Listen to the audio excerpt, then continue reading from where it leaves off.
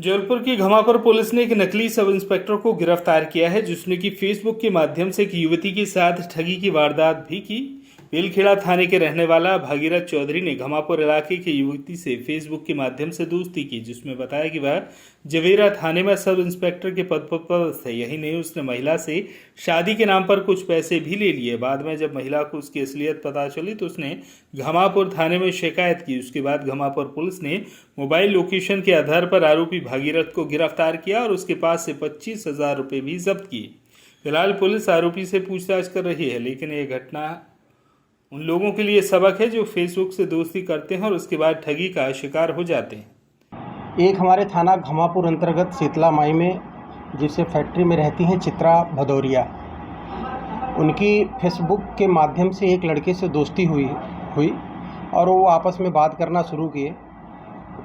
उस लड़के ने अपना नाम अमित सिंह उर्फ गोलू बताया था फेसबुक पे, जो ये बता रहा था कि मैं जवेरा थाने में सब इंस्पेक्टर के पद पर पदस्थ हूँ।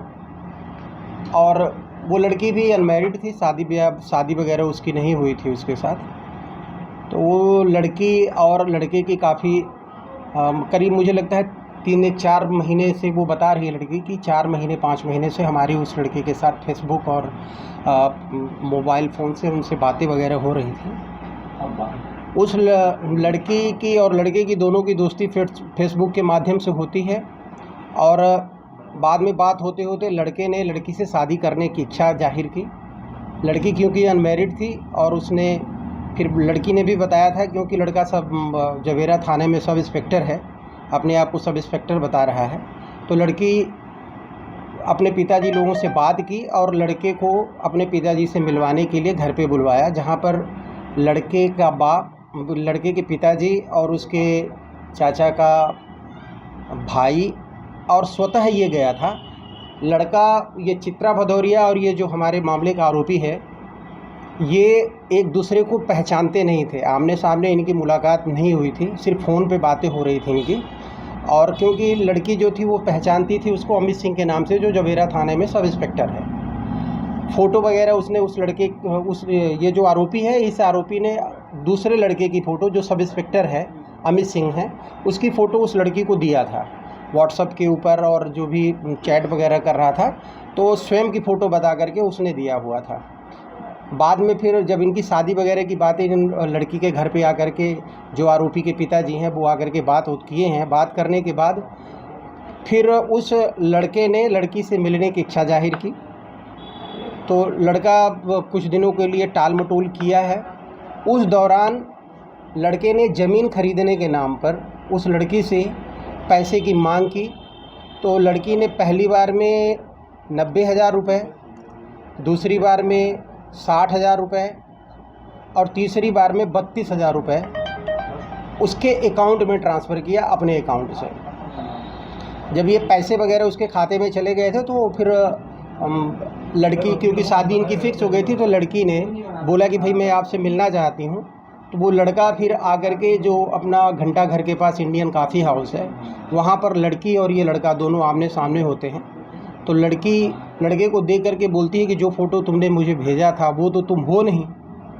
और इतना बोल करके फिर वो लड़का उस लड़की को बताता भी है, अपनी हकीकत बताता है। लड़की वहाँ से उससे बिना बात किए घर आती है और थाने में उसने एक आवेदन 25 तारीख को उसने एक आवेदन दिया था, 25/4 को, 25/4/23 को उसने एक आवेदन दिया। आवेदन में उसने बताया कि मेरे साथ ऐसी ऐसी घटना, अपने आप को पुलिस अधिकारी बता करके उसने मेरे से पैसे वगैरह लिए, शादी वगैरह करने की बात हुई है, और जबकि वो किसी पुलिस विभाग में नहीं है।